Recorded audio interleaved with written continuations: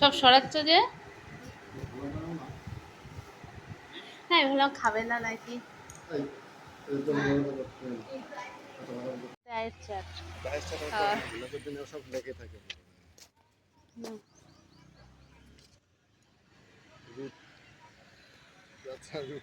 Good morning বন্ধুরা, সকাল সকাল চলে এসেছি নতুন একটা ভিডিও নিয়ে। আশা করছি তোমরা সকলে যে যেখানে আছো সুস্থ আছো, ভালো আছো।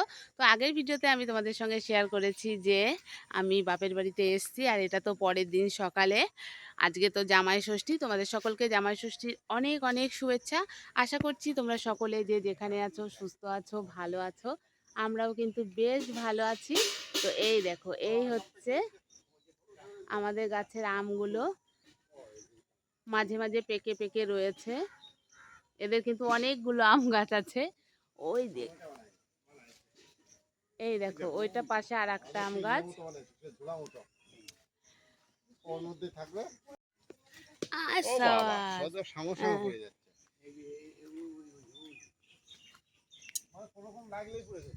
দেখো আমটা, দেখো এই আমগুলো না খুব বেশি বড় না, একটু ছোট ছোট সাইজেরই। বালতিটা আনো, বালতিটা আনো। তো চলো আম পেড়ে নিই, পরে আবার কথা হবে। তো এই দেখো এই আম কটা পারলো সকালবেলাতে। এই আমগুলো ছোট ছোট, আর পাশের গাছটা আমটা একটু বড়। এটা হচ্ছে ভালোই কিন্তু আম ধরে রয়েছে গাছে, এই দেখো। হ্যাঁ,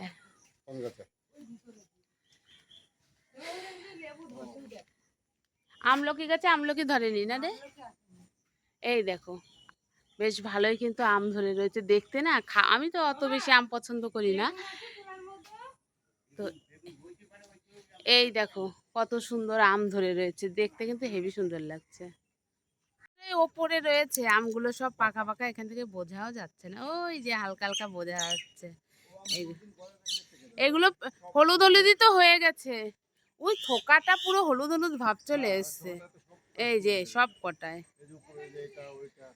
আর এই হচ্ছে আমার বাবার সবজি বাগান। এখন আর এখন আর তেমন কিছু নেই। এখানে রয়েছে ভেন্ডি গাছ, পাট শাক যেটা আমি খেতে ভীষণই ভালোবাসি, কলমি শাকও দেখো কত সুন্দর হয়েছে। এদিকে আছে লাল শাক। আর এদিকে ও বাবা, এদিকে কি লাগাবে? এদিকে কি লাগাবে? ও, লাগানো হয়নি এখনো। ও, আর এইদিকে হচ্ছে বেগুন। বেগুন তো ভালো ধরেনি এবার। ও, লেবু তো ছোট ছোট হচ্ছে, এখনো তো কাঁচা আছে, বড় হবে। এটা হচ্ছে লেবু গাছ। আর আমলকি গাছ দেখো, এই হচ্ছে আমলকি গাছ, এখনো আমলকি আসেনি। তো যাই হোক, এখানেও রয়েছে একটা আম গাছ।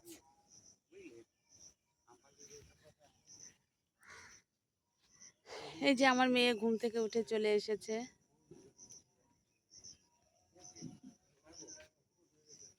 হ্যাঁ, ওইদিকে আমগুলো হলুদ হয়ে রয়েছে। ওই দেখো ওইদিকে আরো রয়েছে আম গাছে আম ধরা, অনেক আম গাছ আছে।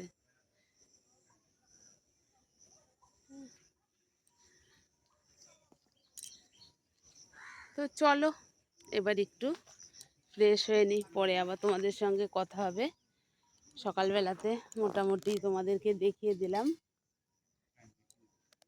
বাবার বাগানটা। যথেষ্ট ভালো আম এসছে। এই দেখো এইদিকেও রয়েছে আর একটা আম গাছ। বাবা বলে তো বিক্রি করে দেবো, ওরকম নষ্ট করার থেকে। দাদা বলে ও।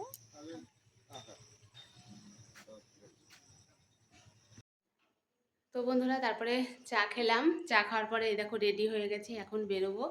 এখন যাব হচ্ছে দেবাকে নিয়ে ডাক্তার দেখাতে। সত্যি কথা বলতে এই কারণেই হচ্ছে আসা।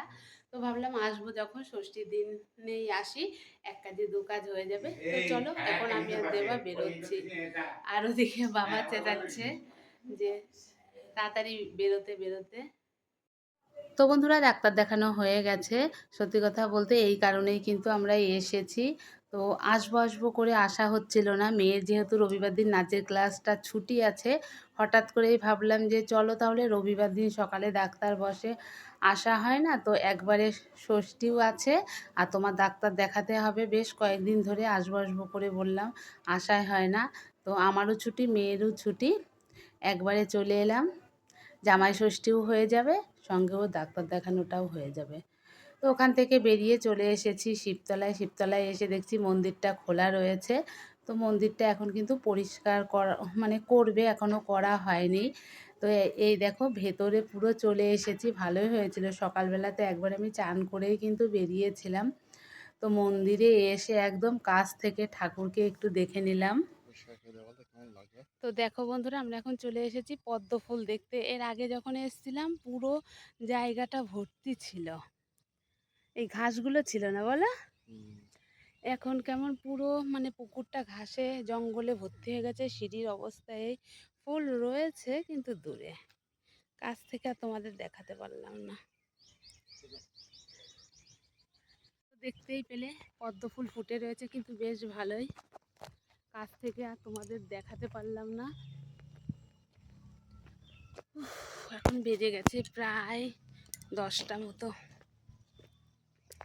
তো যাই হোক, সকাল সকাল বাড়ি থেকে একবারে একটু চান করে এসেছিলাম বলে ভালোই হলো। হ্যাঁ, ডাক্তার একটু দেরিতেই বসেছিল। তো চলো পরে কথা হচ্ছে। তো বন্ধুরা, ডাক্তার দেখিয়ে চলে এসেছি বাড়িতে। এসে রান্নাঘরে ঢুকে পড়েছি। আসলে বোনই রান্না করছিল, আমি শুধু এখানে রাইসটা করছি। এখনো রান্না কমপ্লিট হয়নি। তো বৌদি তো চলে গেছে, বৌদি তো নেই, বৌদিও ষষ্ঠী করতে গেছে। তো যাই হোক, আমরা এখন রান্না বান্না করে খেয়ে দিয়ে যাব। বৌদি এসে সব পরিষ্কার পরিচ্ছন্ন করবে, সব ছাড়িয়ে ছিটিয়ে। এখন রান্না, বোনের কিছু কিছু রান্না হয়ে গেছে অবশ্য। আর এদিকে আমি রাইস করছি, প্লেন সাদা ভাত হবে। কী কী রান্না করব সব কিছুই তোমাদের সঙ্গে শেয়ার করব কিন্তু পরে। তো এদিকে হচ্ছে ফ্রাইড রাইস, যেটা বোন বলল যে দিদি তুই কর, এটা আমি করছি। আর এদিকে হচ্ছে সাদা ভাত। আর আজকে কিন্তু প্রচণ্ড গরম, জামাই ষষ্ঠী স্পেশাল গরম দিয়েছে।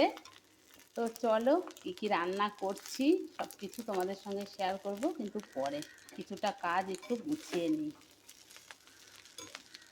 আর এদিকে বোন কিন্তু করেছে চিলি চিকেন, আর এদিকে আমি রায়তাটাও করে রেখেছি। সব কিছু রান্নাই প্রায় হয়ে এসছে, শুধু মটনটা হচ্ছে। দাদা যেহেতু ডিউটি যাবে সেই কারণে কিন্তু প্রচণ্ড তাড়াহুড়ো করছি। আর এইদিকে দেখো, এই পাশে কিন্তু আমি বসিয়ে দিয়েছি মানে বেশি মটনটা, আর এইদিকে খুব অল্প পরিমাণে দাদার মতো করে, মানে দাদার হবে ওরকম কিছুটা মটন বসিয়েছি, যে তাড়াহুড়ো করে একটু করে দেব। তো চলো রান্নাটা সেরে নিই, তারপরে আবার কথা বলছি। তো বন্ধুরা, দাদা খেয়ে কিন্তু ডিউটি বেরিয়ে গেছে, তারপরে সমস্ত কিছু এখানে গুছিয়ে নিয়েছি। আর সেদিন ছিল রবিবার। তো রবিবার দিন আমার বাবা যেহেতু নিরামিষ খায়, নিরামিষ আমিষ দুটোই কিন্তু রান্না হয়েছিল। আর এদিকে রয়েছে কলার পাতা, আমরা কিন্তু সকলে মিলে কলার পাতায় খাবো। বাড়িতে গেলে না মাঝে মাঝে আমরা এই কলার পাতায় ভাত খেতে ভীষণই ভালোবাসি, মাঝে মাঝেই কিন্তু আমরা খাই। তো এদিকে সব কিছু নামানো রয়েছে। আর এদিকে দেখো মটনের লাল লাল ঝোল দেখেই কিন্তু একটা লোভনীয় ব্যাপার লাগছে, খেতেও কিন্তু দারুণ হয়েছিল। আর সঙ্গে এদিকে চিলি চিকেনটাও রয়েছে। আর ওদিকে বোন কিন্তু একটা কুমড়ো পাতার খুব সুস্বাদু একটা পকোড়া করেছিল, মুখরোচক, ওটাও কিন্তু দারুণ হয়েছিল। তো এখানে দেখো জামাই কিন্তু বসে পড়েছে। তো যাই হোক বন্ধুরা, আমার মা না থাকুক, মায়ের জামাইয়ের কিন্তু কোনো অযত্ন হয়নি। আমি আর বোন মিলে যতটুকু পেরেছি সমস্ত কিছু কিন্তু গুছিয়ে দেওয়ার চেষ্টা করেছি। তো বাবা আর দাদা দুজনা মিলে সকালবেলাতে সমস্ত কিছু বাজার করে দিয়েছে। আমি আর বোন মিলে যতটা পেরেছি আমার মায়ের জামাইয়ের জন্য আয়োজন করেছি। মা থাকলেও এইভাবে করতো, তো কি আর করা, মা না থাকলেও মায়ের জামাইয়ের কিন্তু কোনো অযত্ন হয়নি। আর এদিকে দুই মেয়েও কিন্তু খেতে বসে গেছে। আর বৌদি তো বাপের বাড়িতে গেছে, আমরাও যেমন ষষ্ঠীতে গেছি, বৌদিও তো সেরকম মায়ের বাড়িতে যাবে। সব মেয়েরাই অপেক্ষা করে থাকে যে আমি যাব বলে বৌদি যাবে না, সেটা তো আর হয় না। তো যাই হোক, আমরা কিন্তু বেশ আনন্দ মজা করেই দিনটা আজকে আমরা কাটালাম। একটু কষ্ট হয়েছিল গরমের মধ্যে রান্নাবান্না করতে। তো যাই হোক বন্ধুরা, আমার ভিডিওটা তোমাদের কেমন লাগলো জানিও। ভালো লাগলে লাইক, কমেন্ট, শেয়ার করে পাশে থেকো। আর কি কি মেনু হয়েছিল সেটা কিন্তু পরের ভিডিওতে দেখাবো। তো চলো এখনকার মতো টাটা।